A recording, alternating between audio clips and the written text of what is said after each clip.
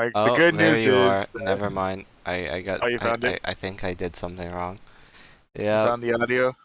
there you are. Like Oh, the Oh, yep, good there there it news you is. is. are. Okay. Sorry, I need to. So so now let's actually get to it. Okay. But yeah, let's do it. Let's talk Windows 11. Hello and welcome to the TechNet Show, all of you YouTube viewers that we have not said anything to yet. Um, Yeah. Hello, YouTubes, and for those of you who are on Twitch who are very confused, we are currently simulcasting this both on Twitch and on YouTube. I think we're all sounding good here now. yeah. We all Which is much good. better than some of our earlier live streams where we literally went through the entire thing. The good news is my audio came out great. The bad news is, that's My audio literally came. means that only half the audio actually went through, and I apologize again for that one. Yeah. But yeah, I'm we're doing fine now. And I hope that we stay like this. Yeah. Hopefully, all is working out just fine now. We're doing fine But now. And I hope that we stay like yeah, in any event, do you want to refresh on our thoughts on the keynote in general? Yeah, Uh, so basically, this keynote very personal. I've never actually seen a keynote like this one before because it started out with a story about how Windows has affected him. So when it comes to marketing, one of the tactics of marketing is to give people an example of what their life looks like after using the said product. That's really used in, say, like the medical field a lot. You've seen like the happy videos with like these people running around, being nice, walking around football fields, being active. And while they start spouting the "it could kill you," I promise I I'm not gonna actually no, I'm not gonna promise that Windows isn't gonna kill you. But technically anything can. but it's not like that. What I'm trying to say though is that they took a different type of aspect of it. Instead of trying to market this like by saying, "Hey, look at how great this product is," they took a more direct approach, I would say. I don't know if that's the right word.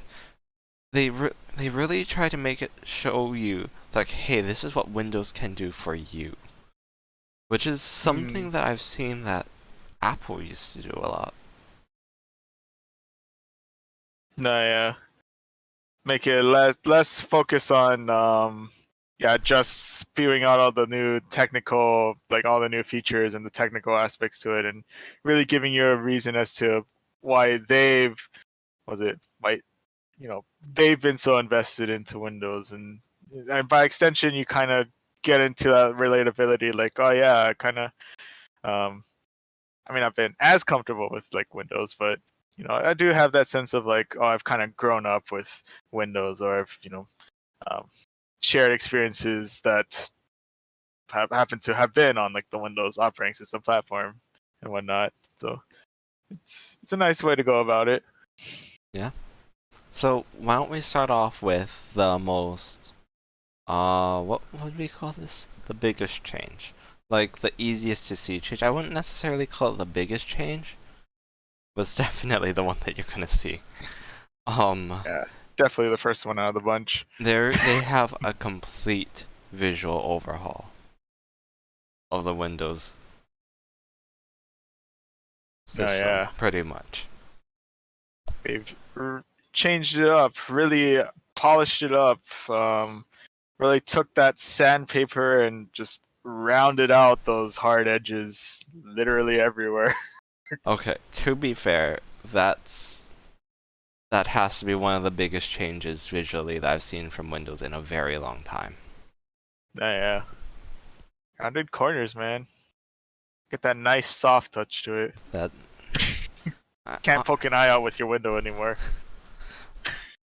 honestly, I feel like this is the first time that Microsoft has really taken the time and been like, okay, how do we make this look nice? How do we appeal to people that care about, okay, what does it look like? What does it make you feel? This feels like I'm talking about an Apple keynote. Nah, they got the aesthetic on lockdown, and it's about time. They also brought back transparency, side note, and I'm really happy about that. Oh yeah, I'm a sucker for transparency. the widgets. Why don't you? Speaking of stalking me, Why till the end of time. don't you explain the widgets, Jared? Because I know that you're a fan of them. You know, you make one comment.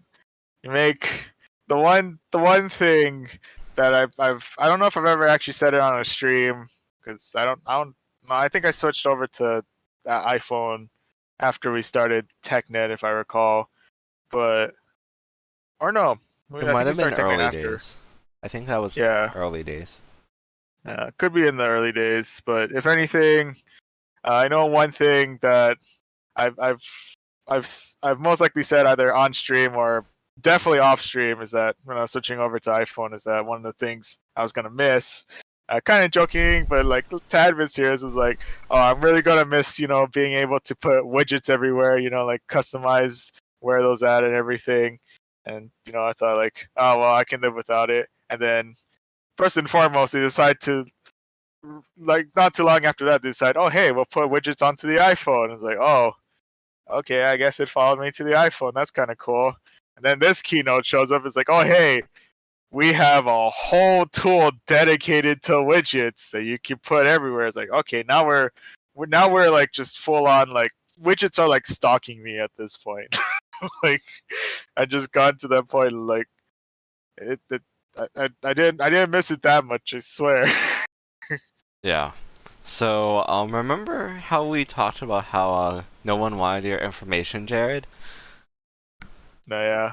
Nah, they claimed onto the one piece of information that I was joking about, and they ran with that to the edge of the earth.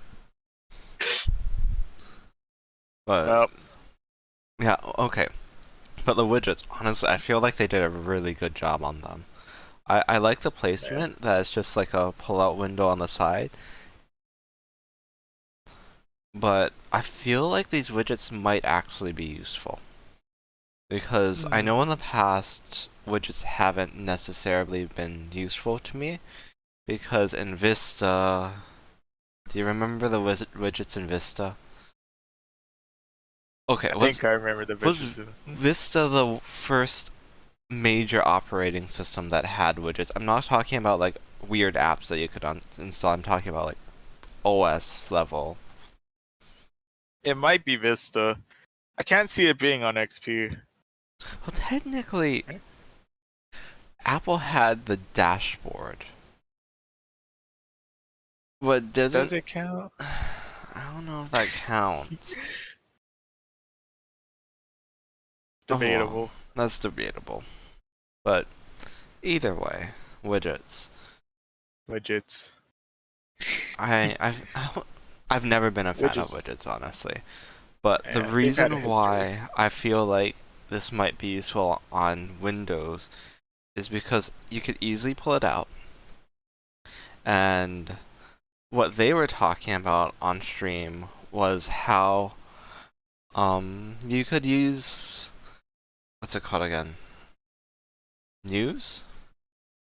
Your news feed, right, your news feed. Yeah. You can put your news feed on the widget, which is not necessarily new or anything, but I like my news. I like knowing nice to have. what is coming up. I like to know like the newest trends in technology. I mean, that's what this entire thing is about, honestly. Yeah, we can have a widget for all our tech news stuff. So, also, your local news too. That's kind of nice. Yeah. I like to know what's going on there. I I need to know what the traffic is. Oh, Google, Can I leverage? please use Google for that. For the love of God, do not use Bing. Oh yeah, no, that doesn't sound like a good idea. I thought even like don't use my local news over Google. I feel like my local news knows the traffic pretty well. Yeah, I don't know so much about Bing. Yeah, but I really feel like this is something that's going to be useful because seeing the fact that RSS stuff has like completely died.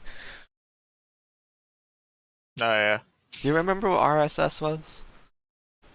Do you remember the glory days? trying to remember off the top of my head. Don't quite fully remember. Yeah. Well, RSS was basically you basically subscribed to RSS feeds by putting in like this stupidly long URL into your RSS reader, and then it gave you like all of your news articles in one place. So That sounded both convoluted and ideal. yeah, that was the best we had, and I mean, I feel like it's gonna be useful just because of the aggregate nature of it. Hmm. We don't have to continuously look at every single news website out there anymore. We could just take a peek. We can focus in. Yes. Very ideal. Anyway. News I want to read. Sorry. So, speaking of more design stuff, there's also a few more changes. So, this is controversial, for sure. But we're gonna have more of a dock-like experience. Oh yeah. Do you know what that means, Jared? From the center From the center. to, So we're centering to the the icons. outskirts. I mean, I like the idea. So, okay, hear me out before you like try to crucify me for liking this. You don't have to move the mouse as far. That is Think true. about this for a moment. From any point of the screen, it's in the middle. I mean, okay, it's a bit farther if you're on. Actually, no. Yeah, it's still. Yeah, you don't have to move the mouse as far. Yeah. Small thing, but still, No, yeah. it's still there. It's a nice addition. It's a nice addition. The only thing that I'm a little concerned about is the more stuff I add to my taskbar, the farther away to the left my start menu moves. You mean the more to the default position that moves to? Oh yeah, I'm sorry. So that's one way to if you I mean they baked it in a way to like put it back to the left if you want, or you can flood your taskbar so that it moves back to default regardless. Okay. But please use the start menu button on your keyboard. Oh yeah. I found that to be the fastest way to navigate your computer. Pro tip. Just press the Windows key and start typing for your app. Oh yeah. Which brings me to the next thing, the search bar. It can finally do so much more. It can search. Okay. Search bar in Windows was always terrible. I will be honest, that's one of the few things that I actually like about Macs. Spotlight knows what Spotlight gets. Yeah. Which is odd because how can a company that literally has a search engine on the internet not know how to search your own computer? Actually, they don't even know how to search the internet. Okay, there's a reason. Yeah, that's fair. Anyway. So it could finally search your actual computer for like applications, documents, whatever, normal stuff. You could search Yeah. OneDrive, which Jared and I use on a daily basis. Oh yeah, can One, find that old was it bit of news footage that I may need, like if I ever need to add more updates or change out, I can look that up on OneDrive. yeah.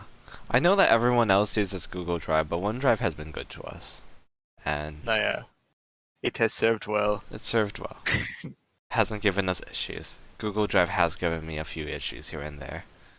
Yeah, Yes, OneDrive does have its weirdness yeah. and is not as pretty looking. But it It works. works. And sometimes it working is what matters. Yeah, yeah. I feel like that's what I used to be able to say about Windows in general. That's true. But yeah. Oh. And so the other thing is that it has now we have more Microsoft 365 support. So it's Yay. just, just more syncing stuff, more about being able to open things on your phone and opening it on your computer. But something that we've also noticed about this keynote, there's a lot of Samsung phones. I mean, nothing has really, there's no logos or anything, but all the phones that they have are uniquely Samsung. Let's be honest Oh, here. yeah.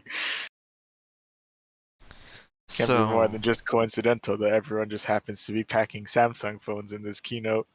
yeah, I mean, seeing the fact that they've been having an ongoing relationship, I want to know, like, is this just starting? Is there going to be more? You know what I mean by that. Yeah. Is Samsung going to keep... Okay, Samsung's a weird company right now because they're like trying to bridge the gap between like every other company out there at the moment. No, yeah. They're making a partnership with Google. They have partnerships with Microsoft. I do not think that they will ever have with Apple, but I guarantee they'd probably at least try to. Oh, that would be wild. I I'm pretty That would be. confident that they probably at least reached out to them. Yeah, they've tried. That's it. Really bridging the gap between everyone, or at the very least, creating their own ecosystem without creating their sole ecosystem. Because, with the watch and with the fact that now, like, all the Galaxies have, like, Office preloaded, has, this piece, not your PC on it. What other Microsoft stuff does it have? Now that's about it at the moment. So it has, Yeah. Microsoft syncing already installed. Oh, Samsung now has partnership with Microsoft when it comes to the cloud storage. Because Samsung Cloud is no longer a thing, apparently. Oh, not gonna lie to you, I didn't even know that was a thing. It was a thing. And Ah. I didn't even realize I was using it until it said that my data needed to be transferred over to OneDrive. What data? Which data? What have you been taking from me? Apparently, it's my phone backups.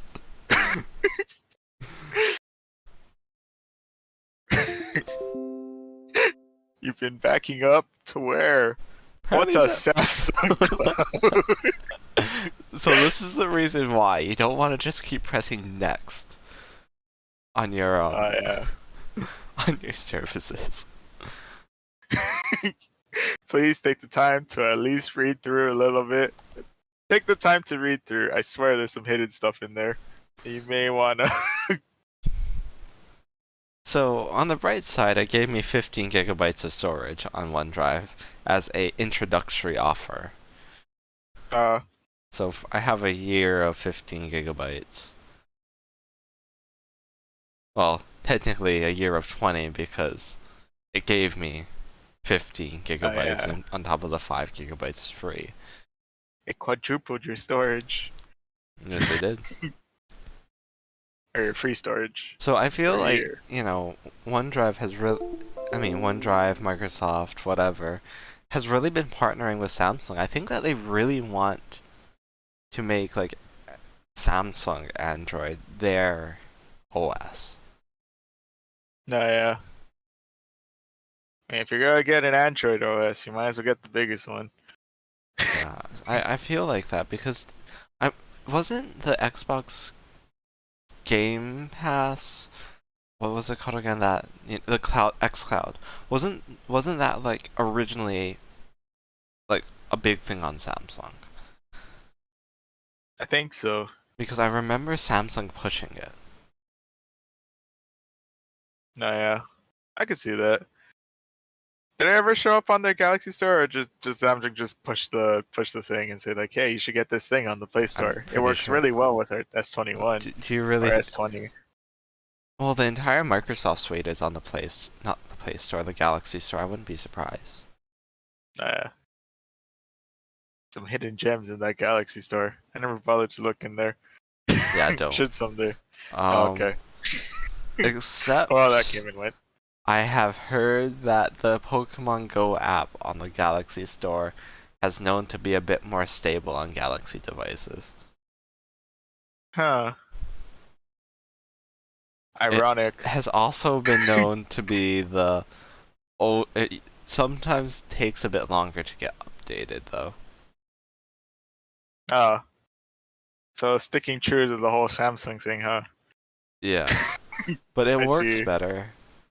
And somehow the app doesn't tell you that you need to update it. You know how if there's an update available, you can't play the game. It's like, oh, you need to update the thing first before you can like play the game. That kind of becomes a problem, especially in cases where the next upcoming update, everyone's telling you don't download it because it makes the game super buggy. But I can't play it without downloading it. Yeah, so that problem seems. I feel like it's a bit more stable. It's a bit Okay. it's a bit not much more, but it's a bit more stable. Okay. I may need to look into this. Need to look into this for future voyaging trainer content, which you can find also on YouTube and Twitch. Friendly plugin here. Besides the other time when we talked about news footage in OneDrive, that was another opportunity. But here we Yeah. are. The plug is real. Yep, it is. Anyway, so moving on from that small little detail. So other features that's included is snap windows. Honestly, I feel like this is a pretty big thing. The fact that you could choose your layout of how you want it to be. You could have 3 columns if you wanted to. You could have what other things? You know, the normal side-by-side thing. Yeah, side by side. Yeah, 3 columns. I'm sure there's one where you can do like 4 Yeah, windows there if was a you have quad 4 one. windows, and then yeah, you don't have to manually organize everything. There's presets in the maximize button, and I'm pretty happy about that. Yeah, it's neat. I'm genuinely happy about that. That's a game changer. So, no, that's not the game changer. What's coming up next is the game changer. So remember how, like, if you've watched our previous news videos and we were talking about Microsoft, I say one thing every single time why I say 3 things about what I genuinely despise Windows. So, this fixes the first one. So, multi-monitor support has been a sore spot on Windows for a very long time. Windows just does not seem to know what to do with a second monitor. Yeah. And that changes now. Yes. They So, have finally addressed it. so the first thing about it is, okay, second monitors, you can actually, what was it? The first one was, you can basically unplug your, what's it called again? Your second monitor and plug it back in and have all your windows just reappear on there. And that's It huge. remembers. It It remembers your remembers. second display. That's wild. That's really cool. Yeah. And I feel like there was one more feature about the second display that I'm blanking on. Oh wow, can't Yeah, so I remember. don't Can't remember anything remember. about the second desktop. So speaking of desktops, other thing in Windows that has been a bit of a interesting thing is their virtual desktop support. Oh So yeah, having multiple desktops on. oh yeah, the thing where you can actually more as of most recently, you can actually organize in different spots. So I like the fact that now there's an icon on your dock, on your taskbar, on your taskbar, not a dock, Task dock, task dock dock. bar. Yes, dock bar. Let's go with that dock bar. So taskbar equals dock bar. Yes, Yes. taskbar is now the dock bar. So that's our phrasing, by the way. That's our phrasing. Oh yeah, it's not an official thing. Please don't start spamming like Microsoft. Like, what do you mean you changed the name to dock bar? I don't understand. So, so the dock bar. So now you can finally just hover over it, kind of like how macOS works. Well, you can't just hover over on macOS, but there's a button that you can press to display that thing.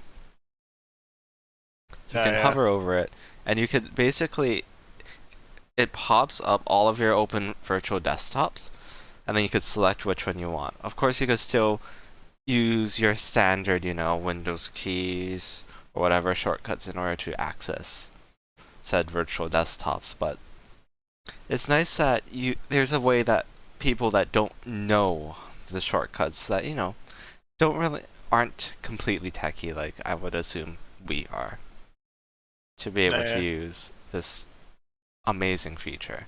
So the other thing is that you can actually customize the look of each desktop. So you could put new wallpapers, and so you could basically make each one have a different feeling to it. So an example could be that they gave was like have a work one, have a gaming one, have a personal one, so that you could basically whatever you're actually doing at the moment, you could have a different feeling. No, yeah, you can have one all set up for your gaming experience with all that, with whatever background you want. Or maybe you need some extra light for when you're doing a webcam thing and you need your screen to absolutely blind you. You could technically make a desktop with a pure white background. Is that something that I'm hearing that you're going to be doing soon? Oh, absolutely. That's the first thing I'm gonna do the when I upgrade to Windows 10. I'm Windows 11. I'm sorry. I'm sorry. I'm Windows 10 already. I swear. I'm not running some legacy. So, I know that you have an ancient. I know that you have an ancient XPS. What is that running on? My ancient XPS, in a surprising plot twist, is running Manjaro. Okay. I'm not even joking. Right now, it's actually running. That was not the It's a answer that I was Linux expecting machine. here. But before that, I know I came with Windows 8. I don't remember. I don't think I changed it to. No, I think I did upgrade to Windows 10. It wasn't. I don't think it was happy about it, but I think it upgraded. Okay. So, what about the Alienware? uh, I don't remember if the Alienware started with 8. I think it's 10 right now. Oh. I gotta double check if the. Well, I know for one the battery is still in absolute ruins, and I should probably dig that out. So what I'm hearing here is that everything you own is currently running Windows 10. Well, one lost laptop's running Manjaro, but yes. I mean, all of your Windows devices are currently running Windows 10. Yes, everything that still has Windows on it is running Windows 10.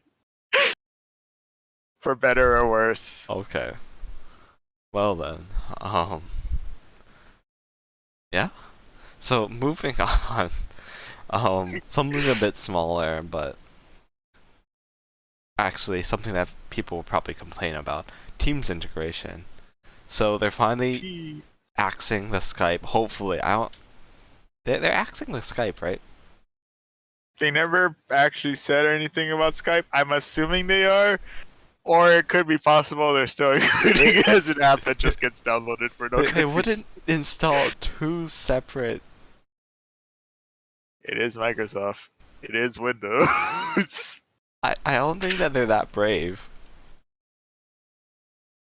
I don't think they remember it's in there. I don't deny that. That just one there. team member that's like, oh, we're adding teams. What are we going to do about Skype? What are you talking about? Skype? What's a Skype? You know the one program that we have on. Talking about, it's always been Teams. It's up. It's literally right there in the programs list. What program? What's that other thing? Oh, Meet Now. The heck is... Okay, I've never actually used this. What the heck is Meet Now? Want to use it? What is Meet Now? Because you... Okay, look at the bottom right of your screen. The heck is that? Bottom right of my screen. That one yeah. camera What looking happens if I thing. click it? Host video calls for free with Meet Now. No signups or downloads needed. Oh, cool. It's Skype. so it's Zoom that everyone has forgotten about. So they downloaded Zoom instead. It's Skype. Dear Jesus, yeah. it's Skype. Wait, is it really? It just opens up Skype. Oh yeah, it does open up Skype. That's funny. Okay, Good to that's a new one. Yeah. So the answer Also, is hopefully they're dropping Skype. Okay. dang it! I'm signed into Skype now. No, but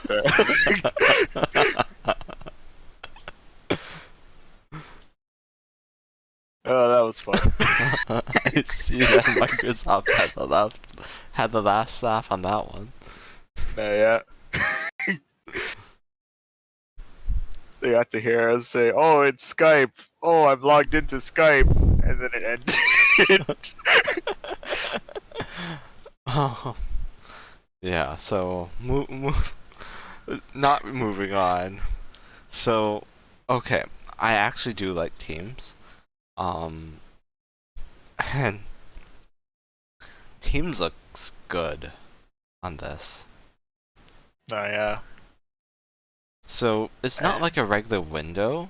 It's basically just like a pop-up that comes up from the taskbar,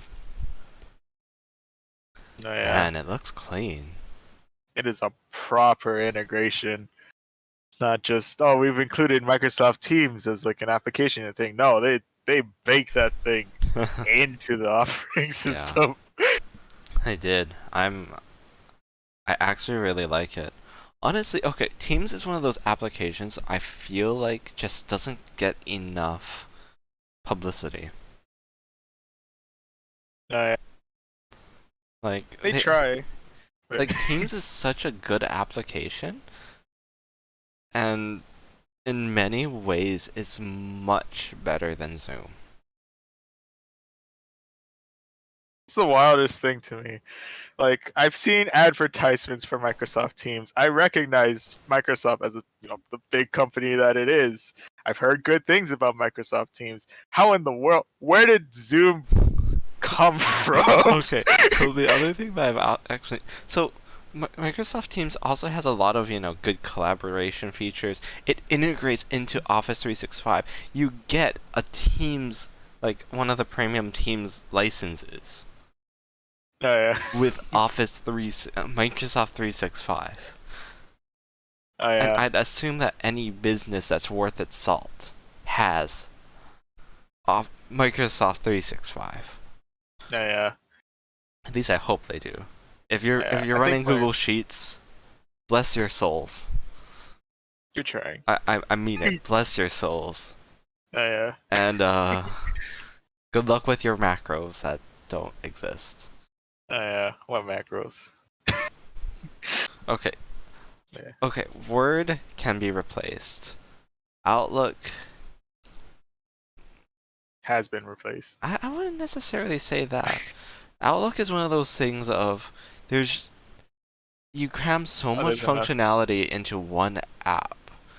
You can replace it help with us. multiple apps. You cannot replace it with one. That's true.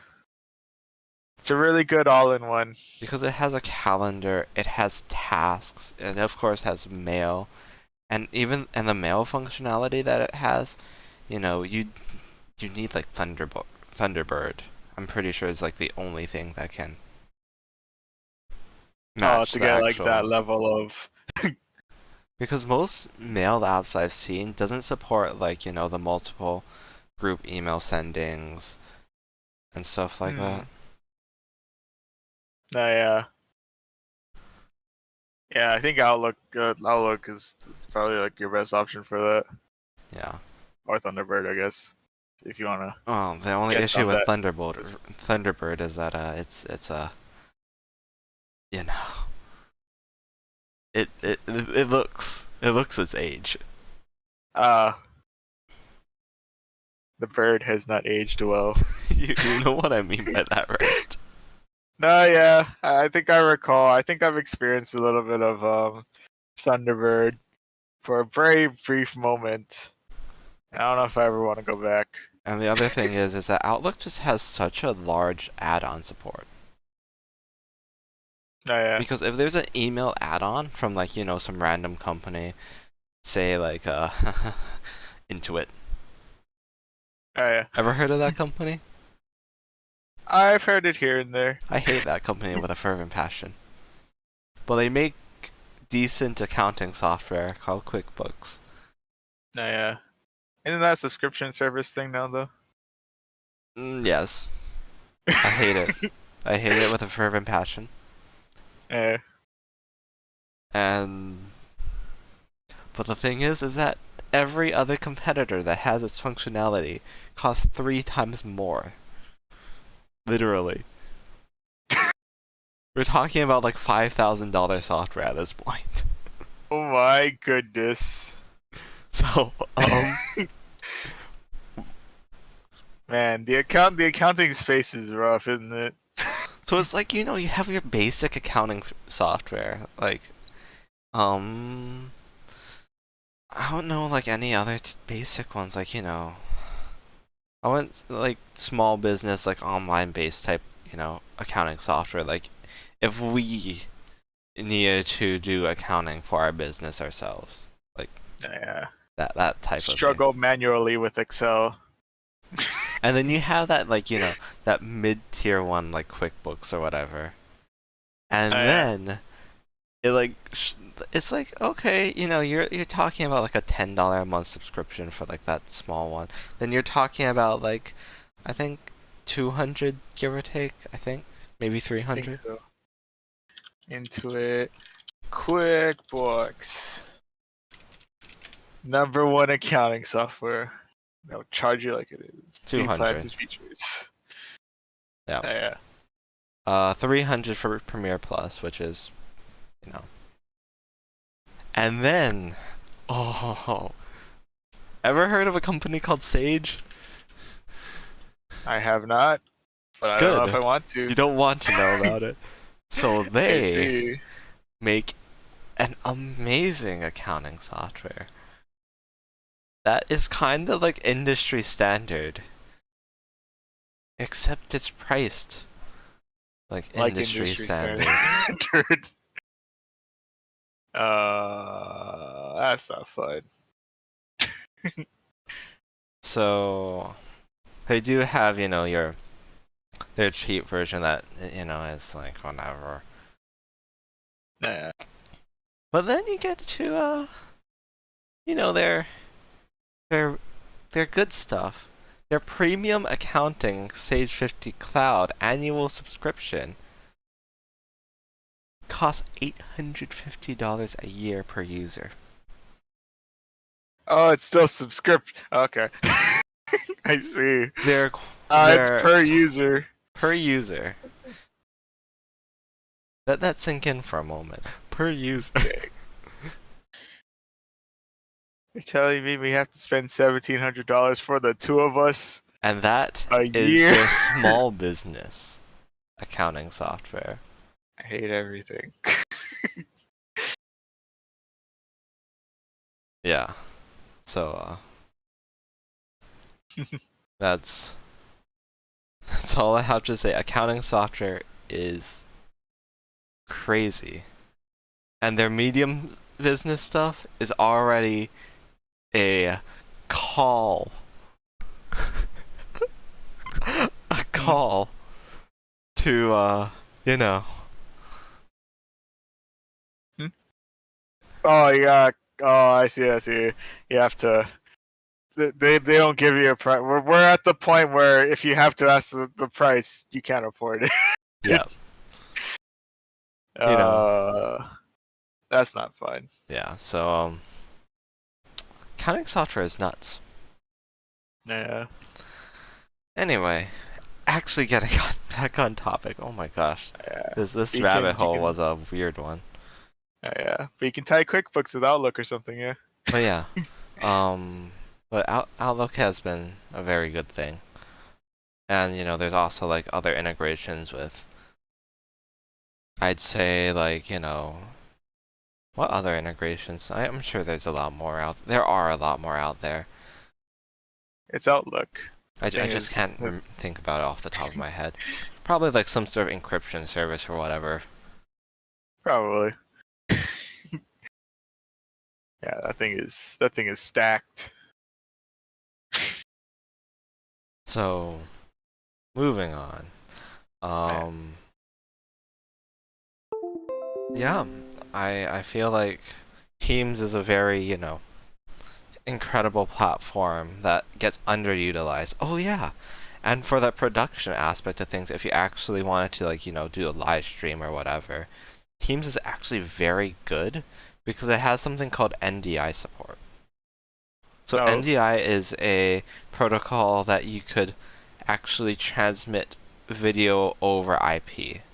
So where I work, we do a lot of video over IPs production work, and we basically use NDI to send our video feed between computers. It works Oh.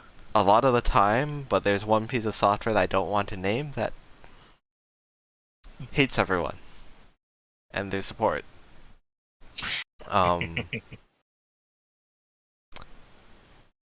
They answer. Let's leave it at that. They answer. And that answer is no. They answer. Yeah. You know which software I'm talking about, Jared. Nah, yeah. It's that one. That one's always fun. Anyway. Yeah, so we do a lot of video over IP, and the NDI integration into Teams allows you to actually have, the grid view be sent over NDI, so you could have the grid view on, say, OBS or something like that.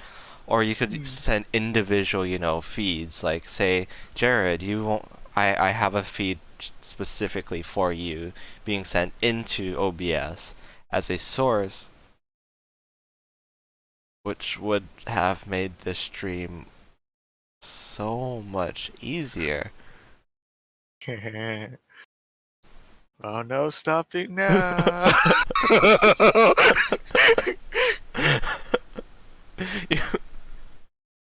The funny thing is, I was saying that, I'm like, wait a moment, why am I talking about how great this is for a live production use case while we're over here? Live production, scrapbooking together what we can using Discord's extra screen, and you having to screen over the two of our screens, and I have to cover my own webcam over my side of the screen.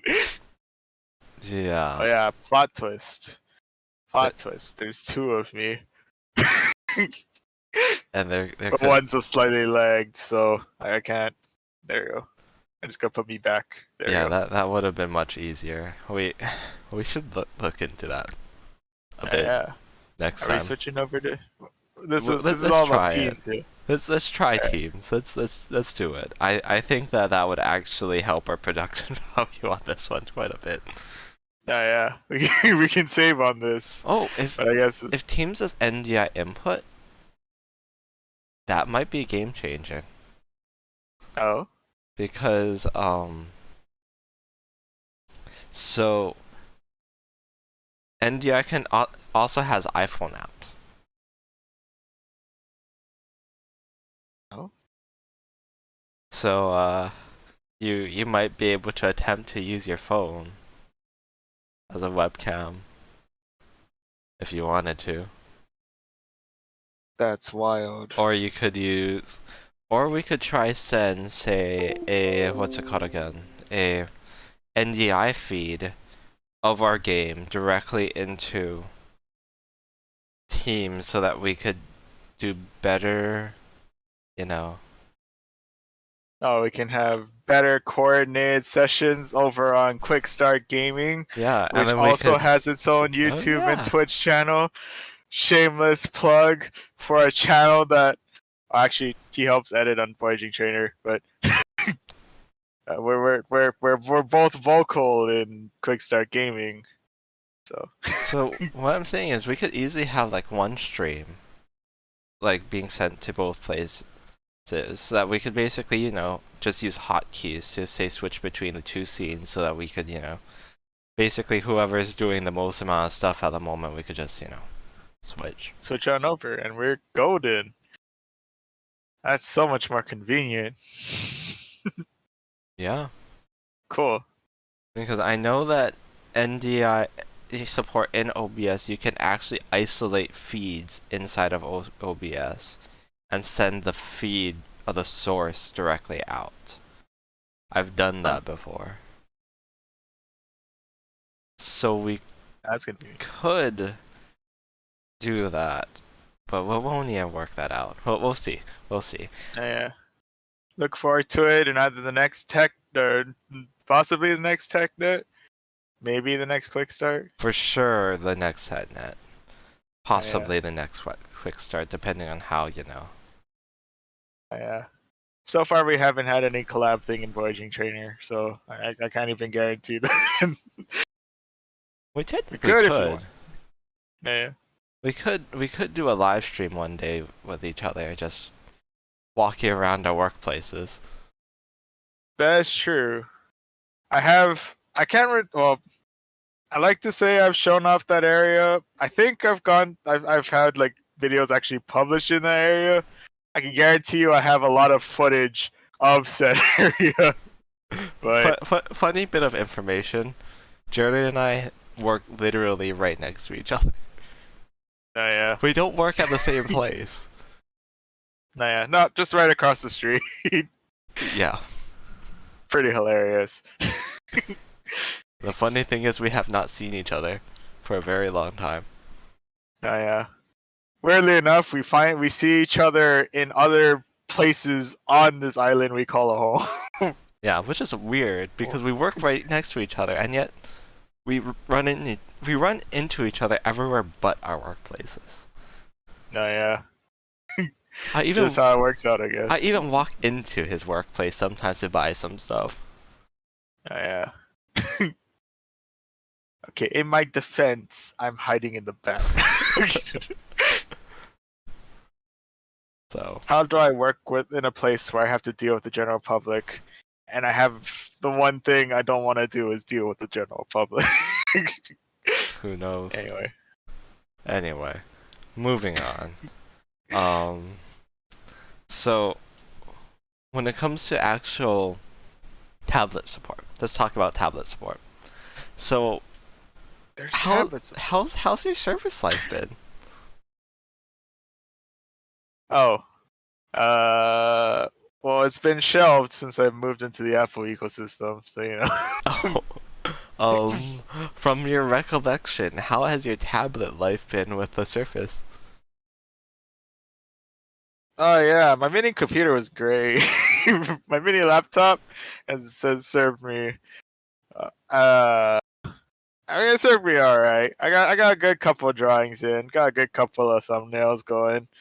But it's a bit of a stretch to really.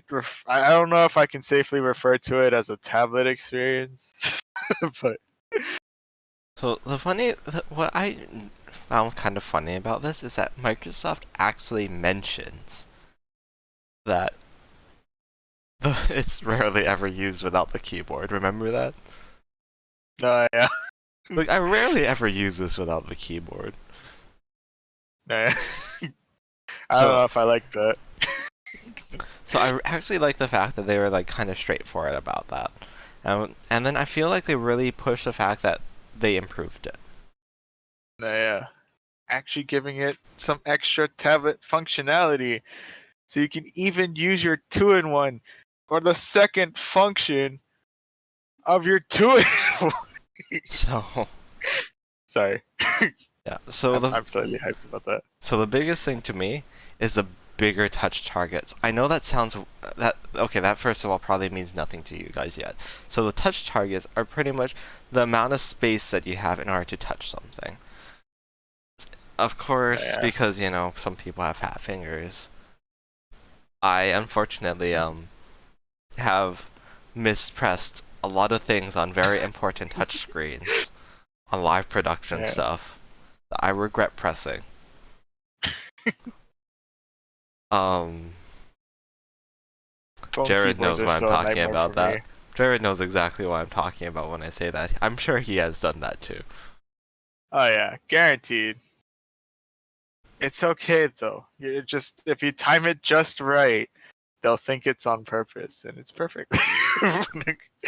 Okay, but it's so pretty much it's nice to have bigger touch targets. Yeah. So the ability to actually resize windows, that's a bigger touch target, which was almost impossible before. I don't even know if I even want to attempt. Yeah. So there's that. Other thing is that when you go from landscape to portrait, it stacks your windows. I know, right? Like if it's side by side in landscape, when you put it to portrait, it's not gonna be side by side anymore, which will be completely useless. Oh wow, I can see half of two of my windows. It's one on top of the other. Which that is amazing. it is. And so let's talk about the weird thing that was mentioned. They mentioned haptics. Yeah, what haptics? I don't know of any computers right now that have haptics in them. Has the So- Surface had haptics all this time? They just never found a way to activate them.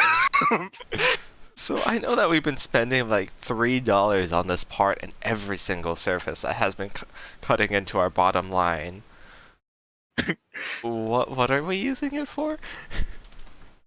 Oh yeah, that's right. Oh shoot, we gotta add driver features for that. What? We're making a new version of Windows. Okay, we can throw that in. Okay, but for real though, if they actually include haptics into the next version, I really feel that it might be game changing. Oh yeah. You know that what I sounds really actually cool. think would be a very cool feature? If they put Was it- haptics inside of the pen. Ooh, that'd be nice. I dig that. Like I I'm dig not. that. I don't. It doesn't even need to be powerful. I'm talking like tiny vibration. Oh, yeah, just a little bit of a hint to just get the little extra feel in. Yeah. I feel like that would just be like perfect. Like when you tap something, you just get that tiny bit of feedback, just knowing that you've done something. Oh, yeah. Put those quadruple A batteries into a little extra work. Give it a little bit of that extra feel. And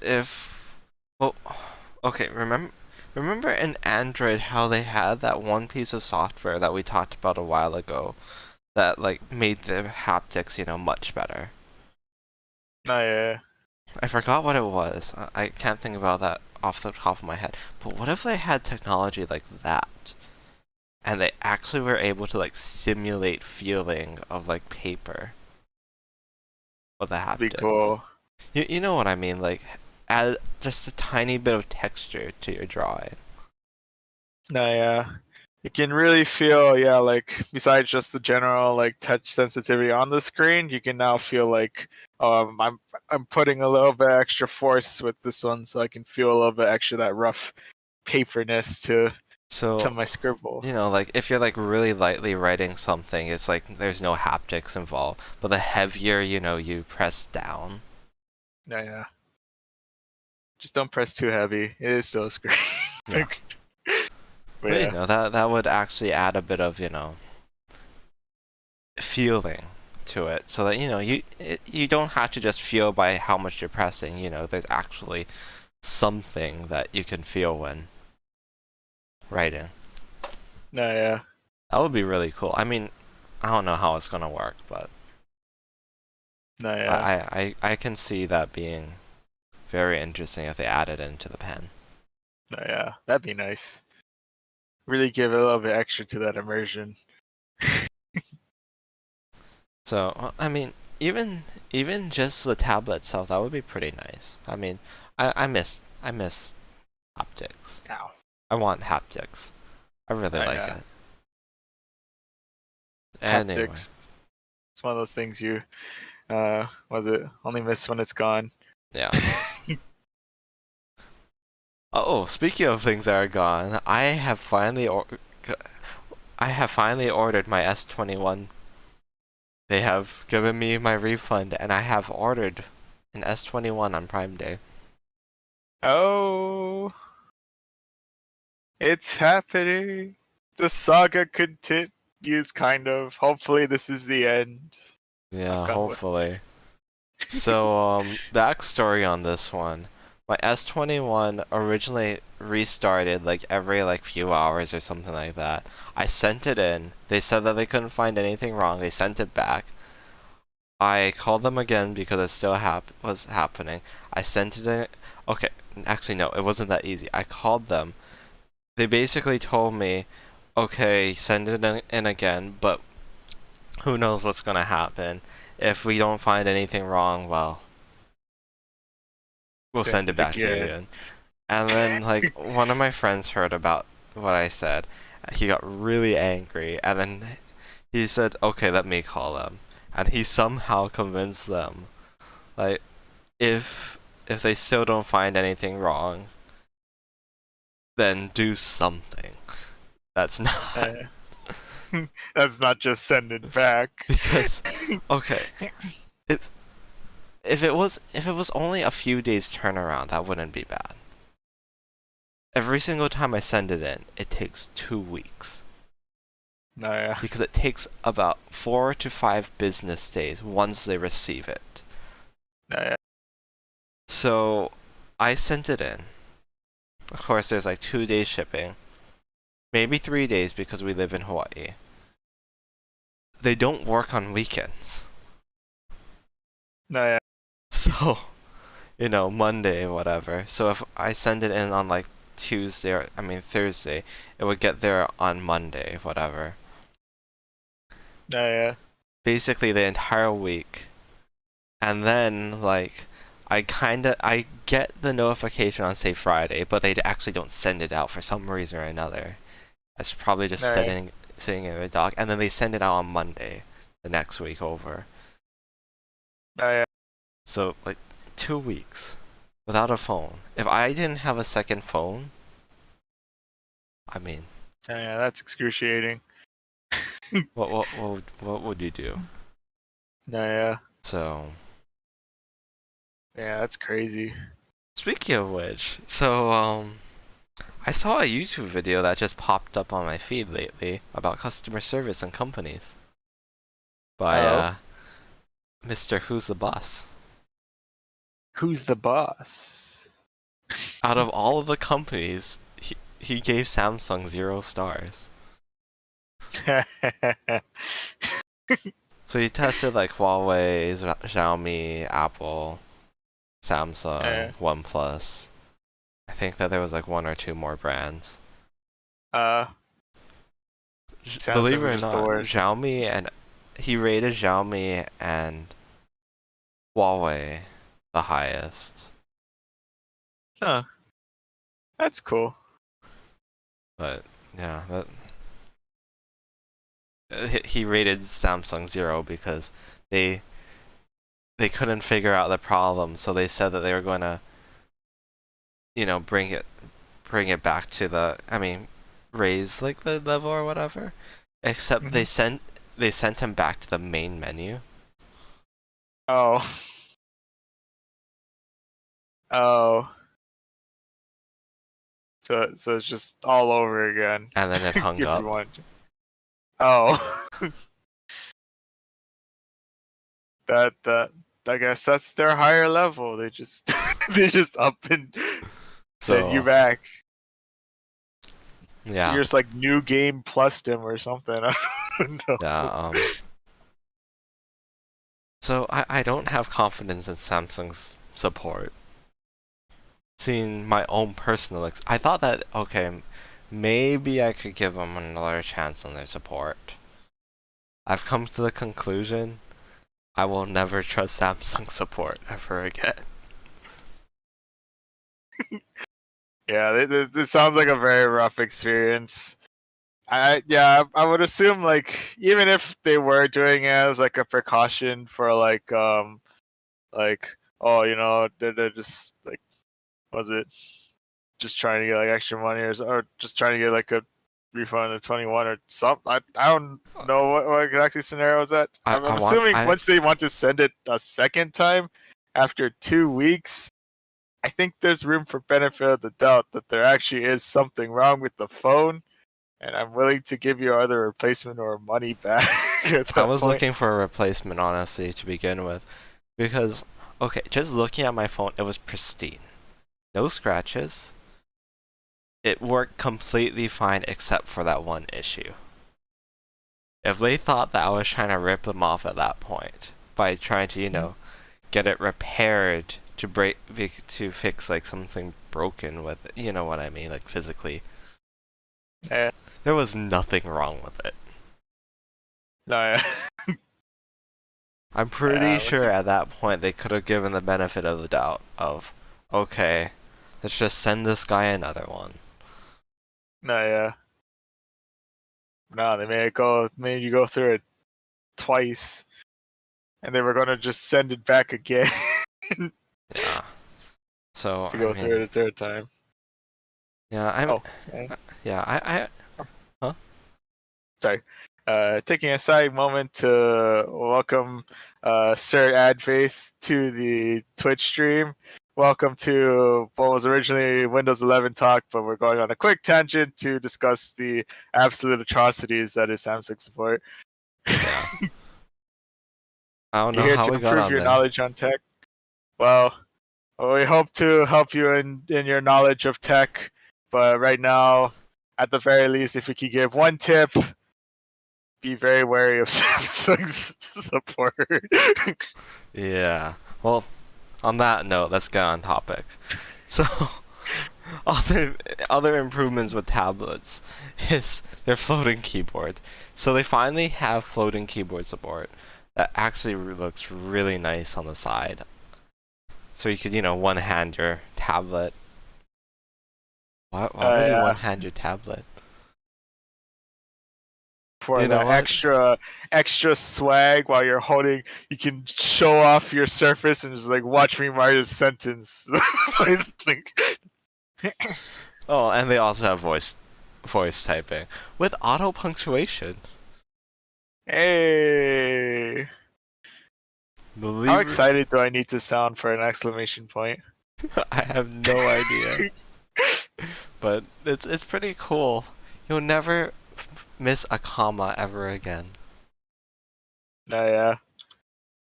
I'm terrible at writing sentences, honestly. Yeah. If I pause too many times for like too many am I gonna have a bunch of commas? I'm pretty sure that there was like 3 commas right there. Yeah. For every second of awkward silences, just add an extra period.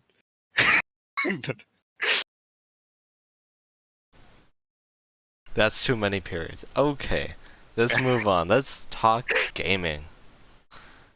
Gaming. So, one of the things that the person said is that we build Windows to be a magical place Everyone can play, connect, and create. Tell me, does that sound like an attack against Apple?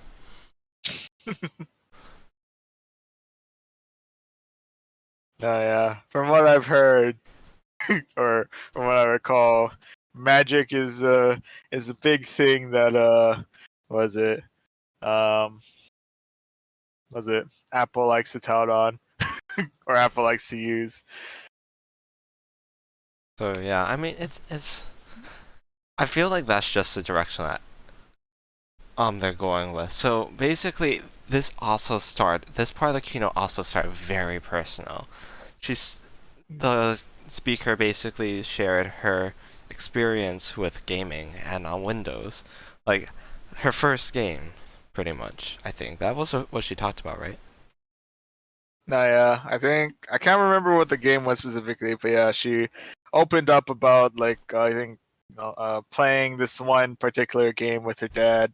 Um, yeah, from I think it was one of those like 8-bit Oh, type out quest kind of ones, and I yeah, guess it's less about the quality of the game and more about the general experience of yeah. sharing a game with It family. might not have been Windows, but either way, it was just about gaming and how gaming affected this person.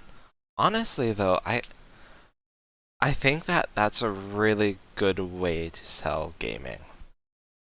You sell it as an experience, not as, hey, look at what games we have here. Because I feel like everyone already knows, hey, these are the games that Windows has. It basically has everything. So you need to tell people, hey, the experience is here, rather than actually, weirdly enough, maybe not. I don't know how. I feel like she really just touted gaming in general. Like gaming Mm. itself is an experience rather than, gaming on Windows. No, yeah. Yeah, theoretically, from her story and the sentiments around gaming, it's more of it could have been any game on any platform, and you could still have that same experience per se. You And, know, the funny thing is that actually really exemplifies Microsoft's stance on gaming lately. no, yeah, Like everything on Xbox is coming to PC, and I'm pretty sure that haven't they at least tried to strike up conversations with Sony and Nintendo in the past? think I so. think I remember them mentioning something about like getting turned down for Game Pass. Yeah, I I can't recall if they've actually went into discussions with Sony and Nintendo yet. I know there was one where they're talking to what's his name? I think it was Phil Spencer. yeah. Was it yeah? And I think one of his I know his one of his high hopes is that he wants to see like Game Pass or like some kind of collab thing going with Yeah. like Sony and Nintendo. Although if I recall correctly, Microsoft does have a partnership with Sony. I think that Azure powers Sony's cloud gaming. Uh, I'm pretty sure. yeah, So, yeah. I feel like Microsoft has just been trying to collaborate with these companies and see how they can profit off of Okay. At the end of the day, I'm not saying that profiting is a bad thing. If a okay. company is not looking for profit, they're doing something wrong. Yeah. I mean, it's a for-profit company for a reason. Yeah. So, I'm not saying that as a bad thing. I'm just saying that as it Yeah. companies have an obligation to make money, and Yeah. that's just it. Yeah. It's never a big deal for a company to want to make money. It is just I guess a matter of like how they plan to make it. Yeah. that can get kind of iffy. Pretty much. I agree with that. So, other things is that they brought auto HDR to Windows. I think that's going to be pretty neat. So, okay, have you ever used HDR on Windows? If I've ever actually tried out HDR on Windows yet, I don't think I have anything that supports HDR. Okay, perfect, Well, because that's great. It sucks. It's terrible. oh, Please. glorious. Yeah. See, even Windows doesn't even support HDR properly. Oh. So it's kind of inconsistent. It's really hard to really nail in the HDR settings on Windows at the moment. Hopefully, the fact that they're really pushing, this auto HDR functionality, that they'll also improve like general HDR support on Windows. I mean, of course, that's just hoping, but seeing the direction that they're moving in, I mean, here's hoping. So the other thing is that Xbox actually does HDR very well. So if they're actually bringing Xbox tech into Windows, then that's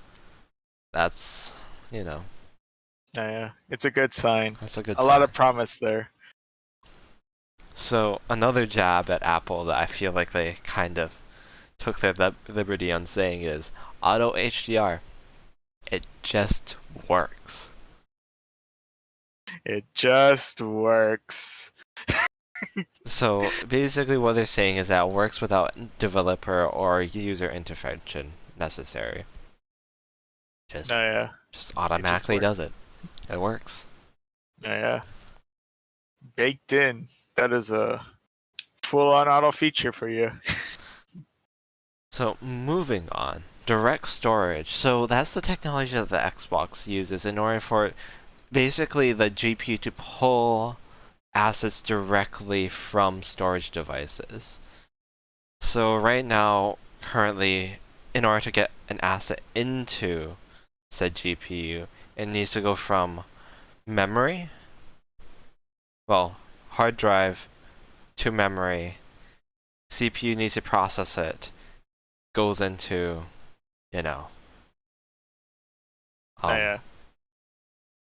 graphics memory. So this aims to have much more direct access. So you might be asking, so what's the point of it? Have you ever played Fallout 4? Have you ever played Fallout 4? Oh yes, I have traversed the wasteland that is Fallout 4. Have you ever internally screamed at how long it took to load? I'm still waiting for it to load. That is a reason why you want this. Oh yeah. Yeah, man. Waiting times in some games can get ridiculously long. So, Crazy. direct storage is actually one of the technologies that basically allowed Microsoft to advertise with the launch of the Series X of the defeat of the loading times. So, the defeat of the loading times. In theory, you could load it directly, so you don't actually even need the said, load-ins.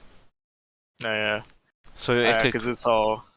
Oh, I'm sorry. yeah. So you could basically quickly, maybe like a short load-in initially, and from there the assets can actually be intelligently, loaded in and out of the GPU as you traverse the terrain.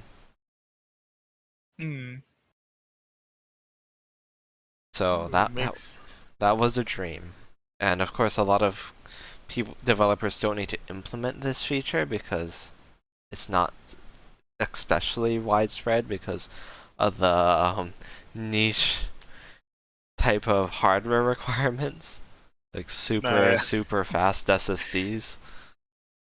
Incredibly fast SSDs. I think they're still not on the market yet, are they? Or are they? They're just really, really expensive. They're really expensive and it's hard to find. Much like I'm assuming consoles are still kind of. I've been seeing a lot of the S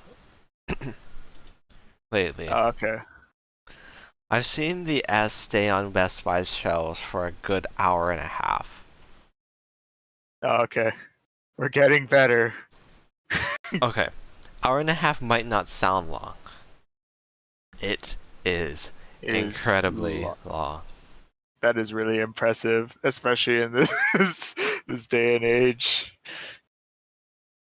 Because You I've have time actually, to think. I got a promotional email like a few hours before, and I actually clicked on it to see if it's actually still there, and it was.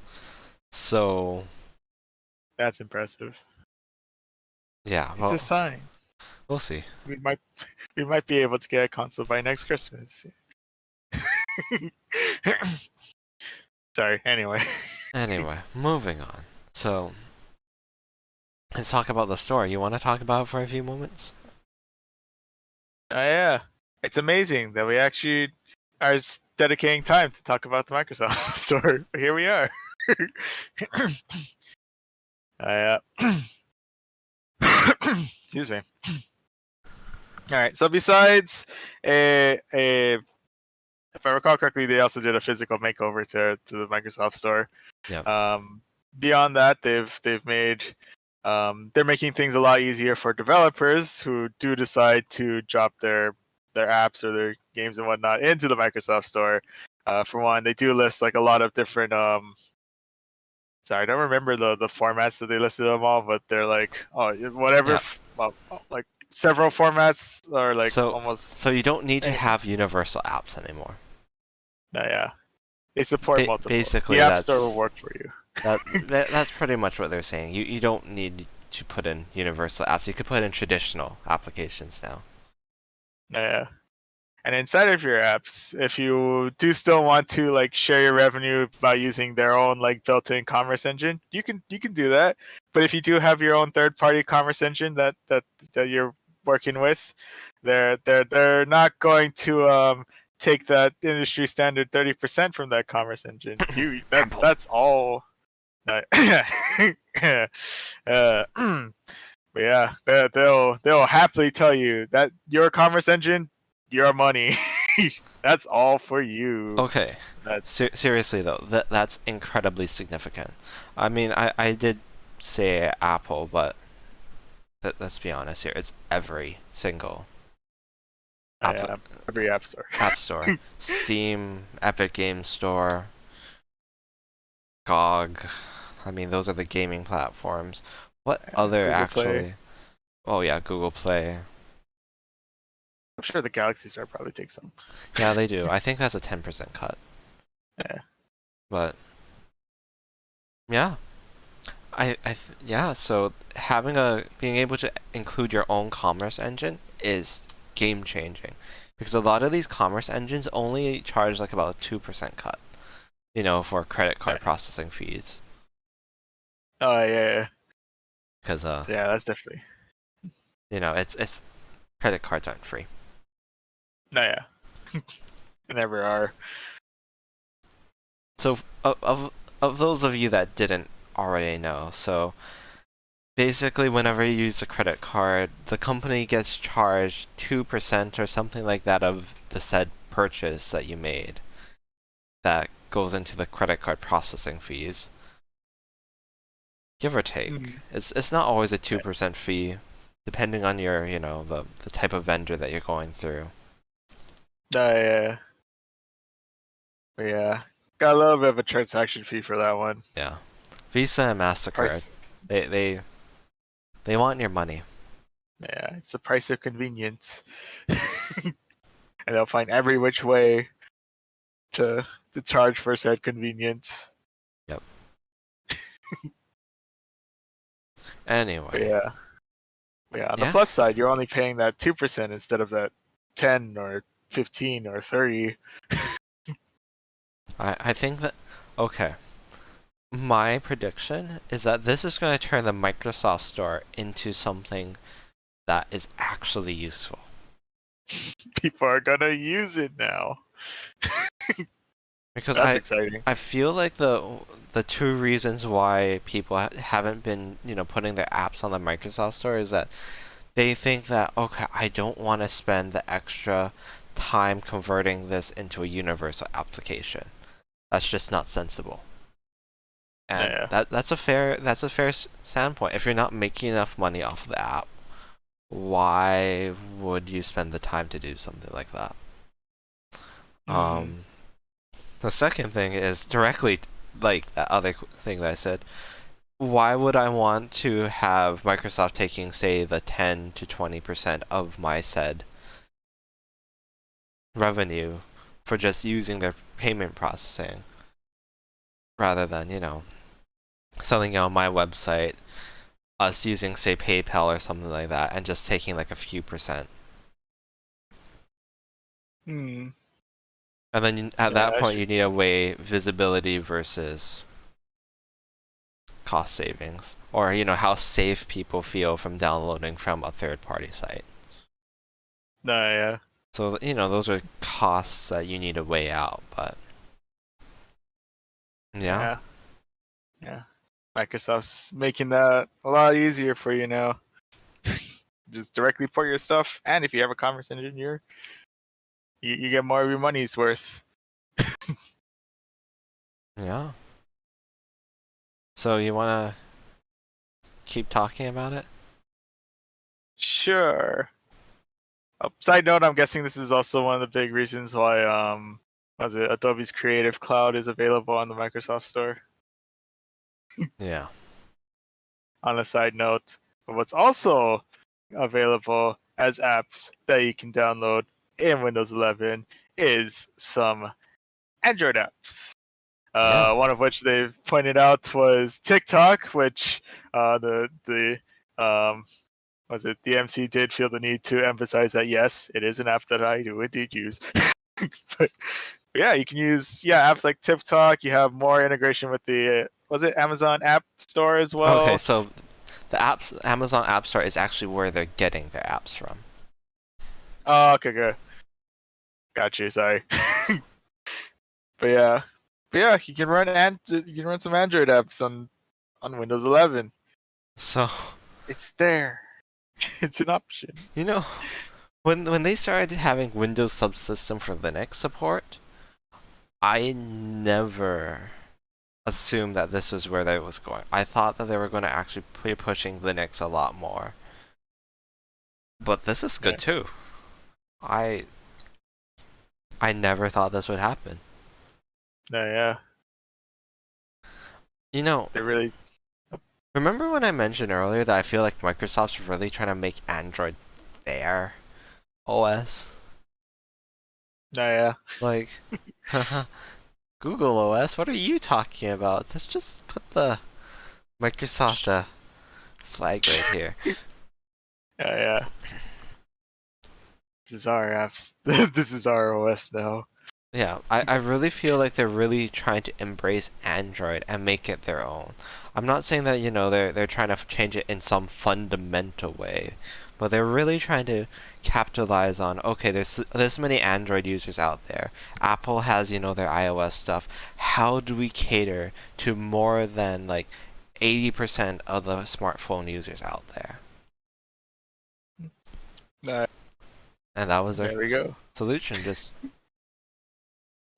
add Android integration into Windows, make Android apps run on Windows, and just make the market happy for, No, the yeah. Android users. No, yeah. Combining the large market of the Windows owning space with the large market of the Android owning space, and now you can kind of sort of integrate between the. Oh yeah, you can. Yeah. I feel like Windows is trying to pull an, I mean, Microsoft is trying to pull an Apple out this way. The iPhone is known as a gateway device. Basically a way that it gets your foot into the ecosystem. I'd say I so It really basically wasn't. from there it makes it easier to be like, okay, I have an iPhone now. What's next? Okay, maybe I'll get an iPad. Maybe I'll get a Mac. Maybe I'll get an Apple Watch. And they just work together. No, yeah. I feel like Microsoft is like, okay, well, we need that type of integration. We need to be able to have this type of selling point of like, okay, if you buy our product, all of your other products will work so much better. No, yeah. tie it all together, so you never miss a thing because everything everything is available in every device that you have. Yeah. And And the best thing as is that it builds Android loyalty to Microsoft rather than, say, a specific vendor loyalty to Microsoft. hmm, So even though they have this partnership with Samsung in particular, I feel like their overall goal is to actually just partner with all of Android. no, yeah. As much as they're leaning heavy into the Samsung part of Android, they're ultimately embracing the entirety that is Android. Yeah. That's cool. So, yeah, I found that incredibly cool. So, there were some closing notes in there that sounded very, like, philosophical or whatever. No, So, yeah. there were obvious jabs at Apple. Here's a few quotes. The first one that I really noticed was devices should mold to our needs and not the other way around. So, that's obviously targeted toward Apple. Hmm. Because they've been really closing down their ecosystem lately to make sure that, you know, you do things the way that they want you to do it rather than the other way around. No, yeah. Sometimes it really is the better way. Other times, wow, No, yeah. you know. And that's just been historical about Apple. They don't want you to do it your way. They want you to do it their way. Hmm. Their ideal scenario is you get your iPhone, you buy everything through the App Store, get your Mac, get everything through the App Store. Make sure that you live on Safari, make sure that you live using all of their products, you know. Hmm. That is a life that Apple wants you to live. No, yeah. Purely encased in this walled orchard that is the Apple ecosystem. I mean, do you have any qualms about what I just said? No, I think that's pretty much spot on. I feel I like would say. what Microsoft wants to tell us is that, hey, we're not like that. We don't do that here. We're Yeah. about trying to make sure that we're as integrated as possible with as much as possible. Hmm. And I know that that just sounds great in concept, but I feel like Microsoft has really shown themselves to be trying to do that in the, you know, recent Hmm. recent years because, you know, this is not the Microsoft as of old. Before Microsoft would never do something like that. They used to be very, you know, ecosystem centric.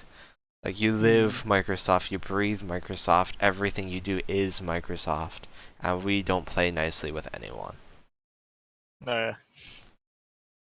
That sentiment has changed Oh, greatly. yeah. It changed hard. It's practically a 180. So let's talk about the next thing that I noticed. Empower you to produce and inspire you to create. That's obviously another jab at Apple. Right. So Apple is known to be, hey, this is where the creators live.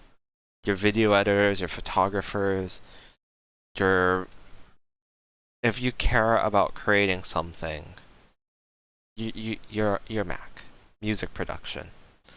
Okay, let me get on a small tangent here. Mac OS is still better for music production just because of the fact that Windows audio subsystem sucks. Bad. Very bad. Too much latency. Yeah. Maybe we'll see an improvement within well, not this one, but I'm assuming maybe 12, 13. Is that Okay. something that gets fixed with an operating system Uh, update? hopefully.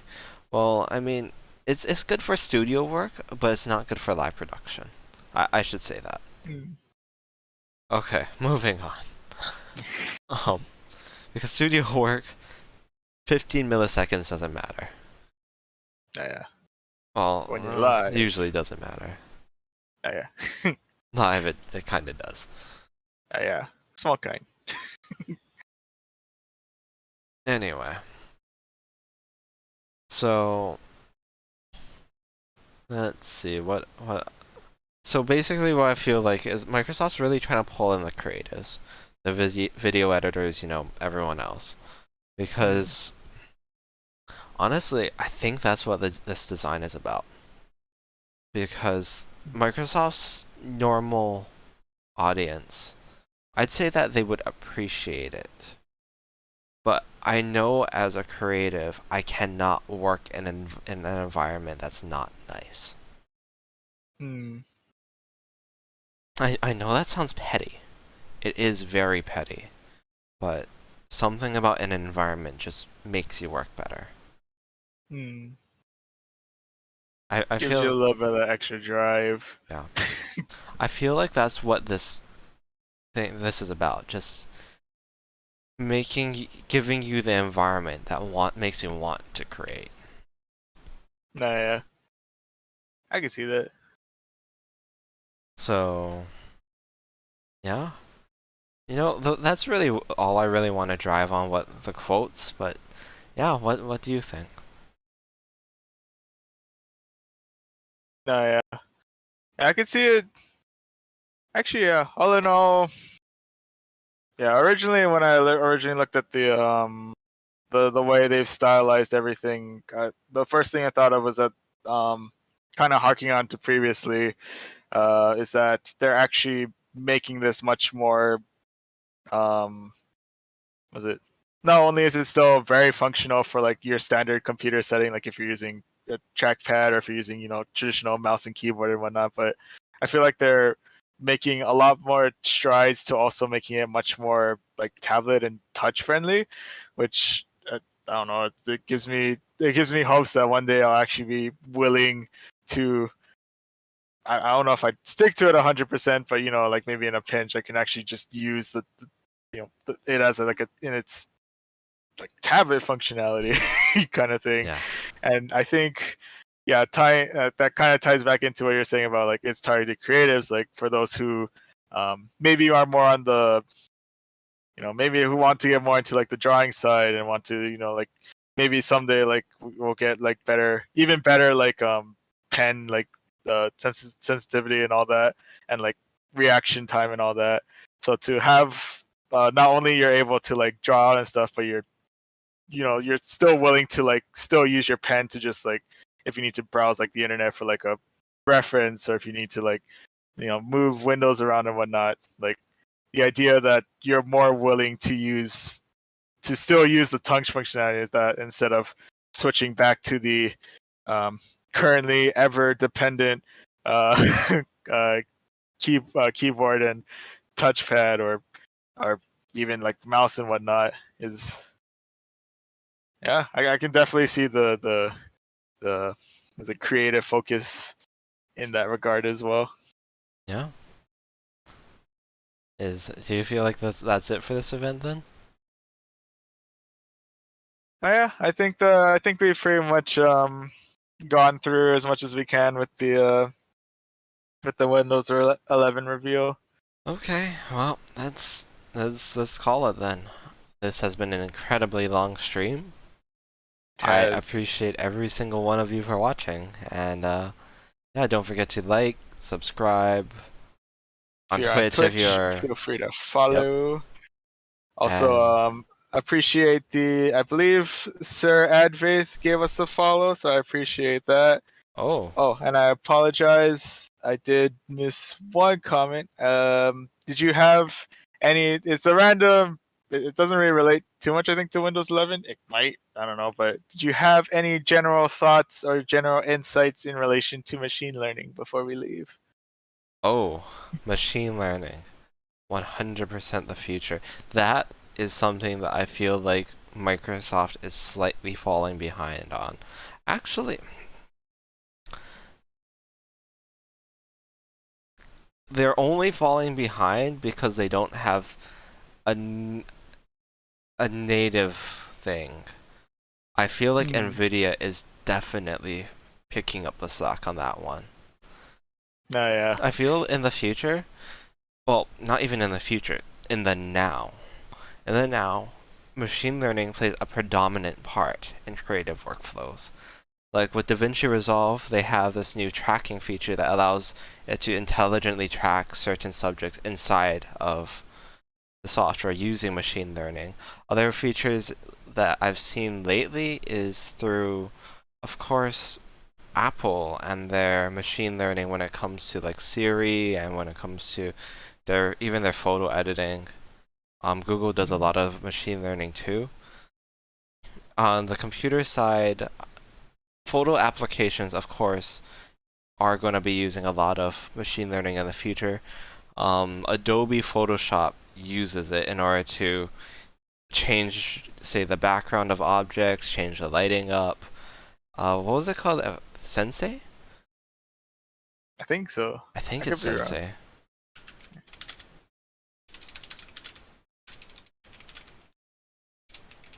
I think it's Adobe Sensei. Yeah, it's a Sensei. Yeah. Adobe Sensei.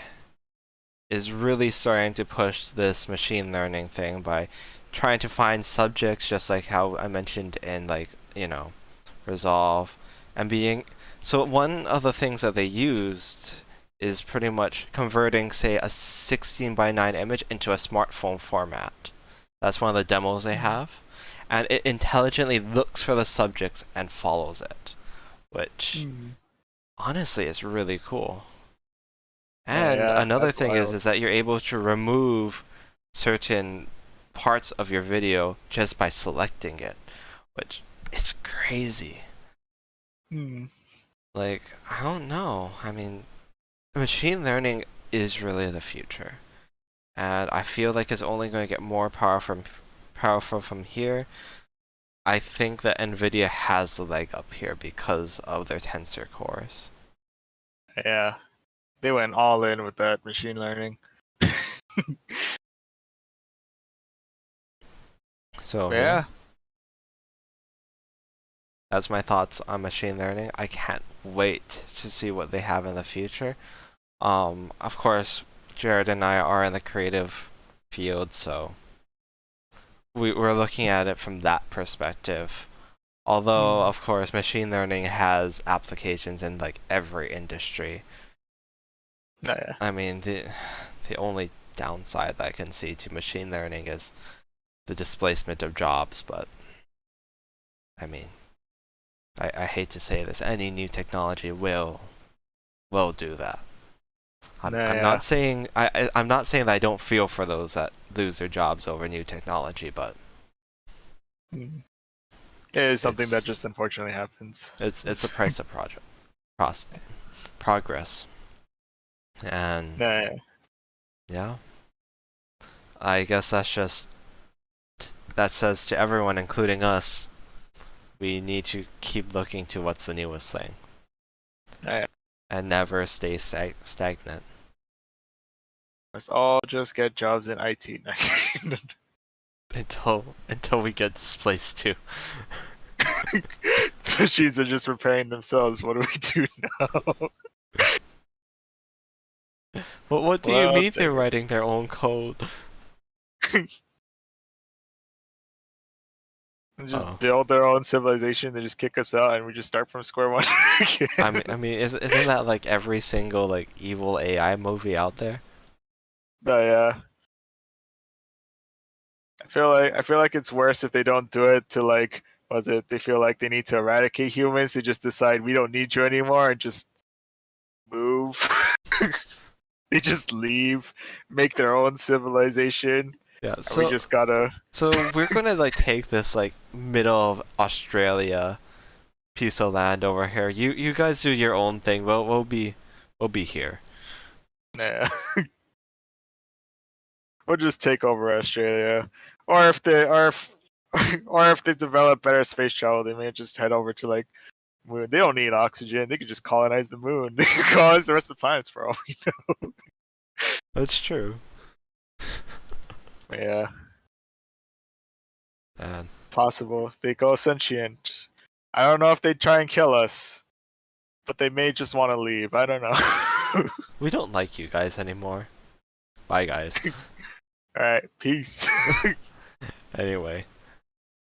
anything else that you see over there?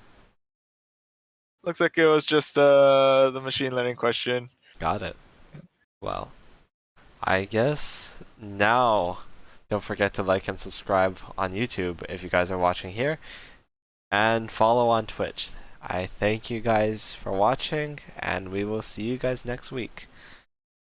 See you in the next one. Don't forget to go to our other channels. TechNet Show, Foraging Trainer, Quick Start Gaming. Those are our three. Yes. Yeah, that's our big three. We don't have anything else yet. Yeah. I'd probably like lose. I'm already running low on energy. I don't know if I can handle a fourth. Anyway. Well, thanks for watching. Sorry, anyway. Bye for now. See you.